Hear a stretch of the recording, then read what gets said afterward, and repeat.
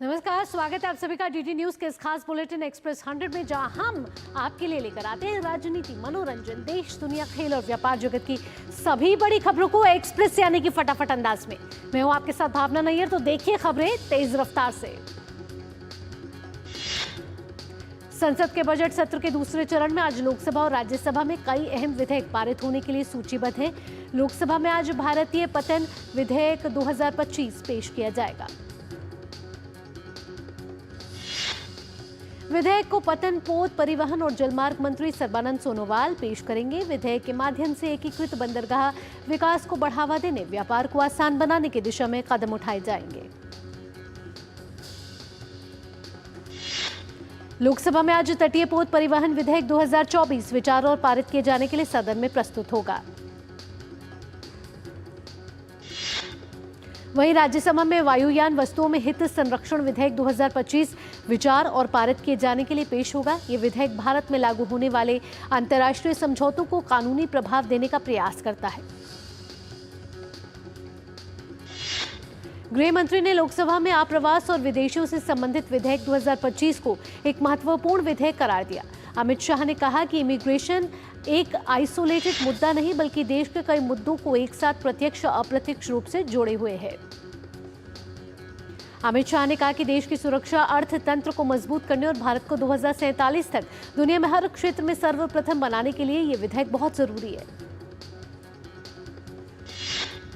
प्रधानमंत्री नरेंद्र मोदी ने बृहस्पतिवार को बेल्जियम के राजा फिलिप से बात की और इस दौरान मजबूत द्विपक्षीय संबंधों को गहरा करने, व्यापार और निवेश को बढ़ावा देने और दोनों देशों के बीच नवाचार और स्थिरता में सहयोग को आगे बढ़ाने पर चर्चा हुई।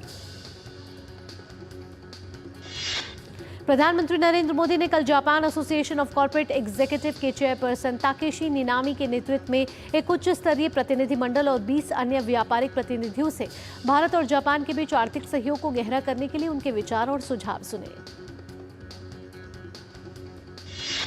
प्रधानमंत्री नरेंद्र मोदी ने भारत जापान विशेष रणनीतिक और वैश्विक साझेदारी पर प्रकाश डाला और व्यापार के लिए अनुकूल माहौल तैयार करने और साथ ही उसको प्रदान करने के भारत के दृढ़ संकल्प की पुष्टि की। उन्होंने भारत में विकसित जापान प्लस प्रणाली पर प्रकाश डाला, जिसका उद्देश्य भारत में जापानी निवेश को सुगम और तेज बनाना है। विदेश मंत्री डॉक्टर एस जयशंकर भी ताकेशी निनामी के नेतृत्व में एक उच्च स्तरीय प्रतिनिधि मंडल से मिले। विदेश मंत्री ने एक्स पर कहा कि केईजाई दोयुकाई भारत जापान संबंधों को और भी ऊंचे स्तर तक ले जाने के लिए उत्प्रेरक साबित होंगे। जस्टिस यशवंत वर्मा के घर पर कथित तौर पर नोटों का ढेर मिलने के मामले में एफआईआर दर्ज करने की मांग वाली याचिका पर आज सुप्रीम कोर्ट सुनवाई करेगा। याचिका में 1991 के एक फैसले को भी चुनौती दी गई है, जिसमें हाई कोर्ट ने कहा था कि भारत के प्रधान न्यायाधीश की पूर्व अनुमति के बिना हाई कोर्ट के किसी न्यायाधीश के खिलाफ कोई आपराधिक कार्रवाई नहीं की जा सकती। रमजान का महीना खत्म होने वाला है। आज रमजान के महीने में अलविदा की नमाज है। इसे लेकर यूपी पुलिस पूरी तरह से मुस्तैद है। जुम्मे की नमाज के समय प्रदेश भर में जगह जगह ड्रोन से निगरानी की जाएगी। संभल में जुम्मे की नमाज को लेकर पुलिस हाई अलर्ट पर है। संवेदनशील इलाकों में फ्लैग मार्च भी निकाला गया। सुरक्षा के मद्देनजर मस्जिदों में भी नमाज पढ़ने की इजाजत है। भारतीय सेना की ताकत को और बढ़ावा देने के इरादे से रक्षा मंत्रालय ने नाग मिसाइल सिस्टम और हल्के वाहनों की खरीद के लिए 2500 करोड़ रुपए की लागत वाले 2 समझौते किए हैं। All India Muslim personal law board ने भारत के सभी मुसलमानों से अपील की है कि वे वक्फ संशोधन विधेयक 2024 के विरोध में जुमातुल विदा पर काली पट्टी बांधे। दिल्ली के मुस्तफाबाद का नाम बदलकर शिव विहार करने की कवायद अब तेज हो गई है। बीजेपी विधायक मोहन सिंह बिष्ट आज विधानसभा में प्रस्ताव पेश करने वाले हैं। मुस्तफाबाद का नाम हजरत मुस्तफा बाबा के नाम पर रखा गया था। महाराष्ट्र विधान परिषद में stand up comedian Kunal Kamra के खिलाफ देशद्रोही टिप्पणी को लेकर विशेषाधिकार हनन नोटिस स्वीकार कर लिया। इसे विशेषाधिकार समिति को भेज दिया गया है। रेल मंत्री अश्विनी वैष्णव ने तमिलनाडु के भाजपा नेताओं के साथ नई दिल्ली में वर्चुअली समीक्षा बैठक की। तमिलनाडु भाजपा प्रदेश अध्यक्ष के अन्नामलाई और सूचना एवं प्रसारण एवं संसदीय कार्य राज्य मंत्री डॉक्टर एल मुरुगन भी बैठक में मौजूद थे। रेल मंत्री ने चिदम्बरम, थिरुवरूर और थिरुथिरापोंडी के माध्यम से तांबरम से रामेश्वरम तक एक नई ट्रेन को मंजूरी दी है। ये रेलगाड़ी 6 अप्रैल 2025 से शुरू होगी। केंद्रीय इलेक्ट्रॉनिक्स और सूचना प्रौद्योगिकी राज्य मंत्री जितिन प्रसाद ने कहा है कि आर्टिफिशियल इंटेलिजेंस भारत में ग्रामीण क्षेत्र के लोगों के लिए काफी लाभकारी साबित हो सकता है। जितिन प्रसाद ने साथ ही कहा कि कृषि, शिक्षा और चिकित्सा के क्षेत्र में आर्टिफिशियल इंटेलिजेंस क्रांतिकारी बदलाव ला सकता है। महिला एवं बाल विकास मंत्रालय ने प्रधानमंत्री राष्ट्रीय बाल पुरस्कार के लिए आवेदन मांगे हैं। इसके लिए 1 अप्रैल से आवेदन प्रक्रिया शुरू होगी और आवेदन जमा करने की अंतिम तिथि 31 जुलाई रखी गई है। रूसी राष्ट्रपति व्लादिमीर पुतिन इस साल भारत का दौरा करेंगे। 2022 में रूस यूक्रेन संघर्ष शुरू होने के बाद उनकी पहली भारत यात्रा होगी। विदेश मंत्री सर्गेई लावरोव ने ये जानकारी दी। पश्चिम बंगाल में एक बार फिर सांप्रदायिक हिंसा को लेकर ममता सरकार सवालों के घेरों में है। पश्चिम बंगाल के मालदा जिले के मोथाबाड़ी इलाके में सांप्रदायिक तनाव ने हिंसक रूप ले लिया है। उपद्रवियों ने कई दुकानों और घरों को निशाना बनाया। मालदा हिंसा को लेकर सुकांत मजूमदार ने ममता बनर्जी पर हमला बोला है। सुकांत मजूमदार ने कहा कि हिंसक भीड़ ने हिंदुओं के घरों और दुकानों में तोड़फोड़ की। ममता बनर्जी की सरकार मूकदर्शक बनकर देखती रही।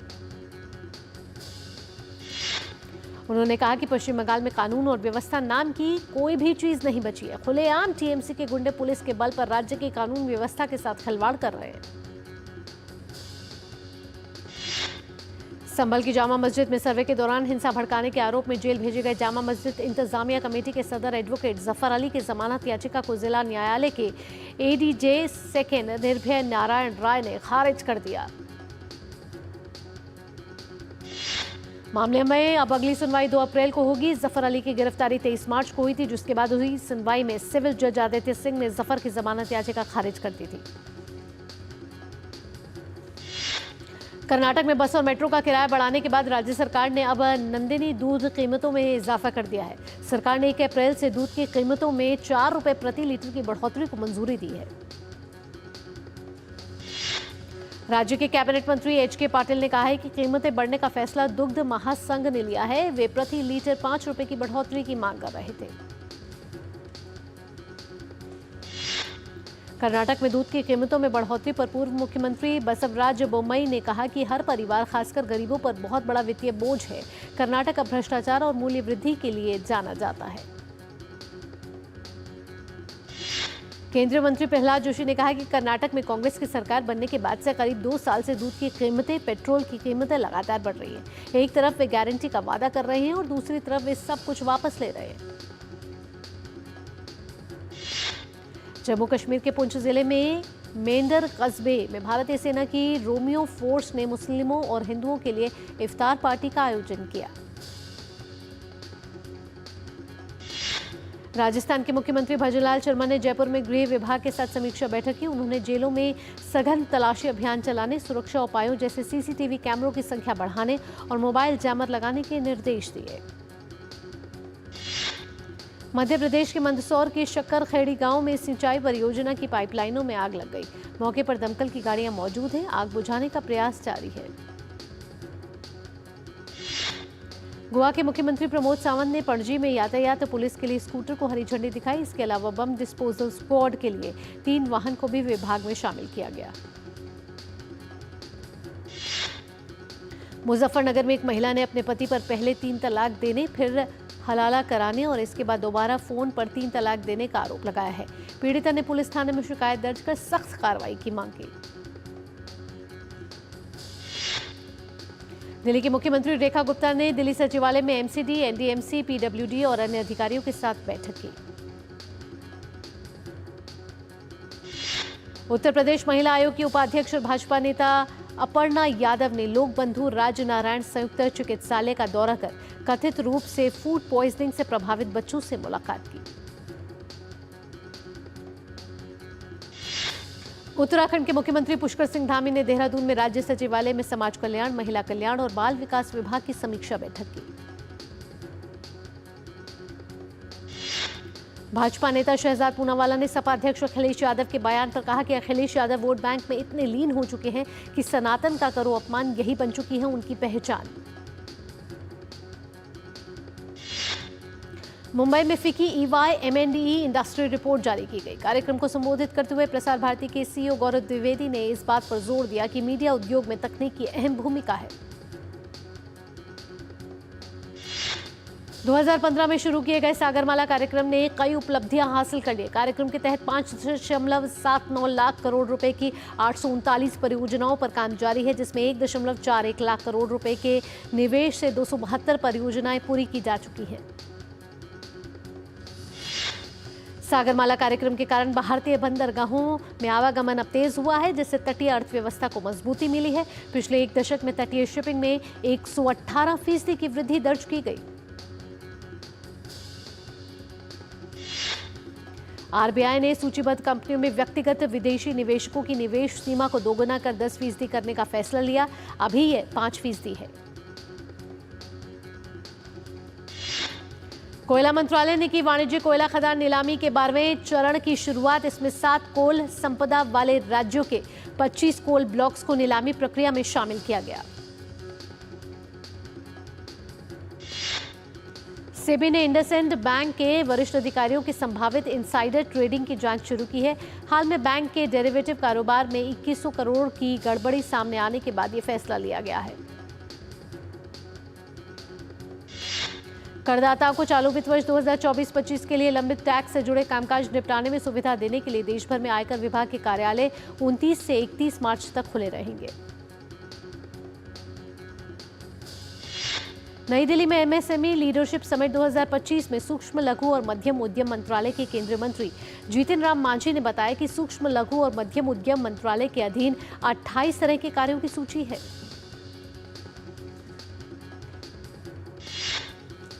एक्सप्रेस 100 में वक्त हो चला एक छोटे से ब्रेक का। ब्रेक के बाद में रफ्तार भरी खबरों के सिलसिले को रखेंगे यूं ही जारी। आप कहीं मत जाइएगा, देखते रहिए DD न्यूज।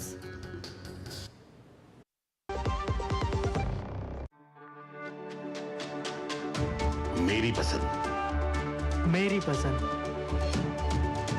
मेरी पसंद, मेरी पसंद, हमारी पसंद, हम सबकी पसंद। मजबूत देश का मजबूत सरिया हो गया स्टील। जो लक्ष्य चुना था समझ आने लगा है। GLA यूनिवर्सिटी, उच्च लक्ष्य की निश्चित प्राप्ति।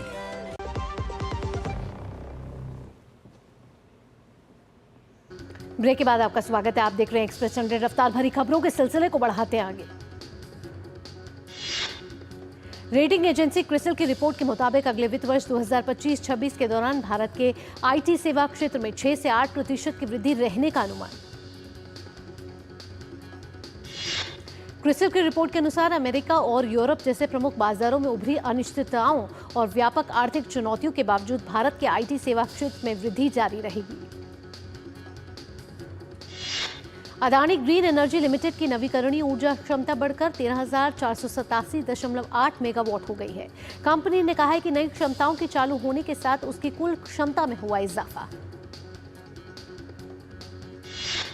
ऊंची कीमतों और वैश्विक अनिश्चितताओं के कारण जनवरी-मार्च तिमाही में 7 प्रमुख शहरों में मकानों की बिक्री 28% घटी।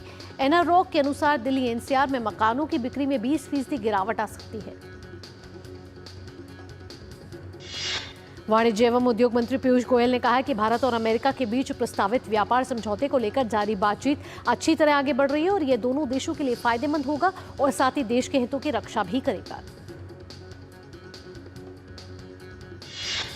अमेरिका के साथ टैरिफ वॉर के बीच कनाडा के प्रधानमंत्री ने दोनों देशों के संबंधों को लेकर कहा कि कनाडा और अमेरिका के बीच मजबूत आर्थिक सुरक्षा और सैन्य संबंधों का युग खत्म हो गया है।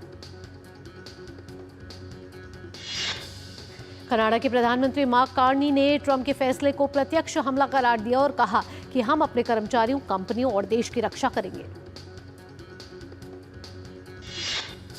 वहीं जर्मनी के वित्त मंत्री रॉबर्ट हेबेक और फ्रांस के वित्त मंत्री एरिक लॉम्बार्ड ने भी अमेरिका के खिलाफ जवाबी कार्रवाई करने की धमकी दी। यूरोपीय आयोग के अध्यक्ष उर्सुला वॉन डर लेयन ने कहा कि नया शुल्क अमेरिका और यूरोपीय संघ में उपभोक्ताओं के लिए समान रूप से बदतर है।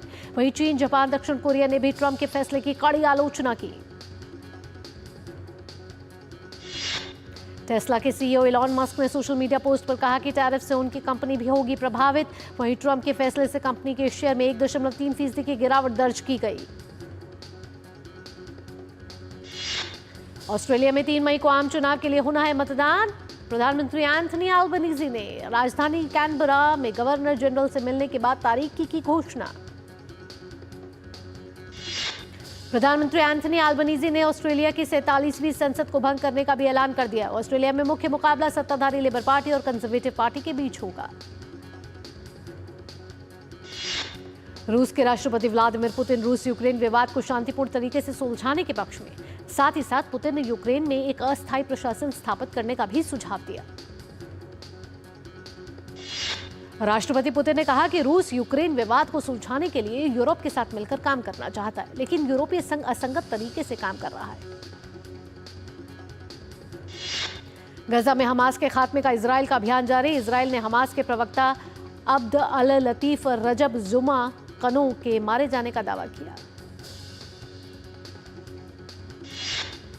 आईडीएफ ने कहा कि अब्दुल लतीफ रजब जुमा कानो वर्षों तक आतंकवादी गतिविधियों के लिए उकसाने, गलत सूचना के प्रसारण के लिए मीडिया प्लेटफॉर्मों का उपयोग करता रहता था। अमेरिकी विदेश मंत्री मार्को रूबियो ने रमेशा ओस्टर्क को गिरफ्तार किए जाने के मामले में दी टिप्पणी। मार्को रूबियो ने कहा कि हमने रमेशा ओस्टर्क का F1 वीजा रद्द कर दिया है। मार्को रूबियो ने चेतावनी देते हुए कहा कि अमेरिका पढ़ने और डिग्री हासिल करने के लिए स्टूडेंट वीजा देता है। अगर स्टूडेंट वीजा लेकर आए छात्र आंदोलनों में भाग लेते हैं, विश्वविद्यालयों में अराजकता फैलाते हैं, तो उनका वीजा रद्द कर दिया जाएगा। मार्को रूबियो ने साथ ही कहा कि सभी देशों को अराजक तत्वों को निकालने के लिए कड़े कदम उठाने चाहिए। उन्होंने कहा कि अमेरिका ने अब तक 300 से अधिक वीजा रद्द कर दिए। अमेरिका के उपराष्ट्रपति जेडी वेंस ने ग्रीनलैंड के दौरे से पहले देश के सांसदों ने नई सरकार बनाने पर सहमति जताई है, ताकि वे एकजुट होकर अमेरिका के राष्ट्रपति डोनाल्ड ट्रंप के आर्कटिक द्वीप पर कब्जा करने के प्रयासों को रोक सके। भारतीय महिला पहलवान Ritika Hooda senior Asian wrestling championship के फाइनल में पहुंच गई है, जहां उनका सामना किर्गिस्तान की पहलवान एपेरी मेदेत से होना है। रितिका ने फाइनल तक बिना अंक गंवाए बनाया स्थान। साल 2023 में सीनियर एशियन में जीता था कांस्य पदक। इंडियन प्रीमियर लीग में आज शाम चेन्नई में रॉयल चैलेंजर्स बेंगलुरु और चेन्नई सुपर किंग्स की टीम आमने सामने होने वाली है। दोनों टीमों ने अपने पहले मैच में जीत हासिल की है। चिपॉक के मैदान पर आरसीबी की टीम सीएसके की टीम को 2008 के बाद से अब तक नहीं हरा पाई है। लखनऊ सुपर जायंट्स ने अपनी पहली जीत दर्ज करने में सफलता हासिल की। लखनऊ की टीम ने सनराइजर्स हैदराबाद को उन्हीं के घर पर 5 विकेट से हरा दिया। लखनऊ की ओर से शार्दुल ठाकुर का जबरदस्त प्रदर्शन, चटकाए 4 विकेट। फिलहाल पर्पल कैप पर शार्दुल का नाम। इंग्लैंड के पूर्व तेज गेंदबाज पीटर लेवर का 84 साल की उम्र में हुआ निधन। 1970 से 1971 में एशिया सीरीज में इंग्लैंड को मिली जीत में थे टीम का हिस्सा। खेलो इंडिया पैरा गेम्स 2025 का हुआ समापन। खेल राज्य मंत्री रक्षा निखिल खड़से ने विजेताओं को किया सम्मानित। हरियाणा ने हासिल किया पहला स्थान। राष्ट्रीय बधिर एथलेटिक्स और स्विमिंग चैंपियनशिप में पुरुषों की 800 मीटर फ्री स्टाइल में आहिल शेख ने जीता स्वर्ण पदक। स्पेनिश ला लीगा में बार्सिलोना ने ओसासुना के खिलाफ 3-0 की बड़ी जीत दर्ज की। बार्सिलोना की टीम इस जीत के साथ अंक तालिका में शीर्ष पर बनी हुई है। बार्सिलोना की ओर से फेरॉन टोरेस, डैनी ओल्मो और रॉबर्ट लेवांडोव्स्की ने गोल करने में कामयाबी हासिल की। चैंपियंस लीग के अंतिम 16 के मुकाबले के दौरान दर्शकों की तरफ से अभद्र व्यवहार पर रियल मैड्रिड के 4 खिलाड़ियों के खिलाफ शुरू की गई जांच। चोट के चलते आर्सेनल की टीम से दूर चल रहे बुकायो साका अगले हफ्ते फुलहाम के खिलाफ मुकाबले के लिए टीम के साथ जुड़ सकते हैं। मियामी ओपन से बाहर हुई ब्रिटिश खिलाड़ी एमा राडुकानु जेसिका पेगुला ने दी शिकस्त। 18 साल की उम्र में साल 2021 में यूएस ओपन जीतकर रचा था इतिहास। बेलारूस के आर्यन साबालेंका ने मियामी ओपन के फाइनल में बनाई जगह। जैस्मिन पाउलिनी को सेमीफाइनल मैच में 6-2, 6-2 से हराया। विश्व रंगमंच दिवस के मौके पर फिल्म निर्माता निर्देशक विवेक रंजन अग्निहोत्री ने अपने पहले थिएटर अपीयरेंस की दिखाई झलक। अभिनेता इमरान हाशमी की नई फिल्म ग्राइंड जीरो का पोस्टर हुआ जारी। फिल्म 25 अप्रैल को सिनेमाघरों में होगी रिलीज। साउथ अभिनेता विजय देवरकोंडा की फिल्म किंगडम में अभिनेत्री कीर्ति सुरेश आएंगी नजर। फिल्म 30 मई को सिनेमाघरों में होगी रिलीज। अभिनेत्री पलक तिवारी फिल्म भूतनी में आएंगी नजर। फिल्म से पलक का पहला लुक हुआ जारी। अभिनेता अजय देवगन ने फिल्म रेड 2 का मोशन पोस्टर किया जारी। फिल्म 1 मई को सिनेमाघरों में होगी रिलीज।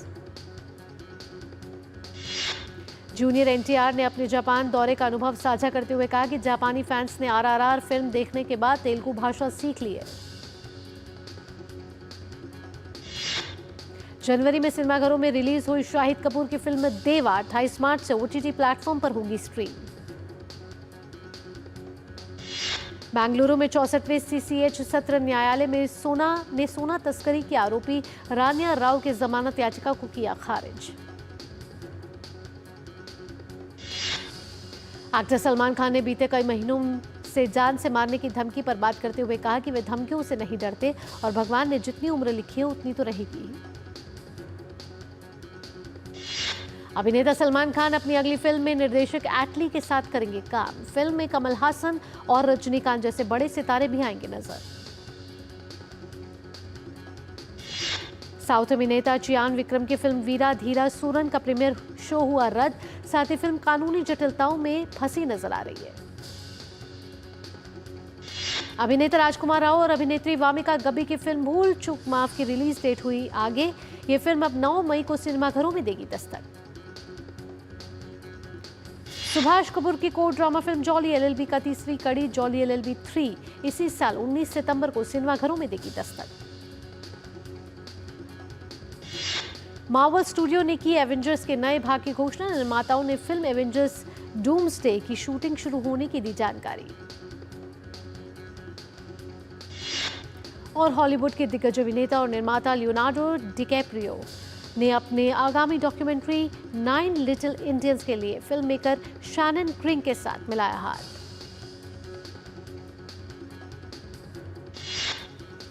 इसी के साथ एक्सप्रेस 100 में फिलहाल इतना ही। देश और दुनिया की बाकी खबरों के लिए आप देखते रहिए डीडी न्यूज। मुझे दीजिए अनुमति। नमस्कार।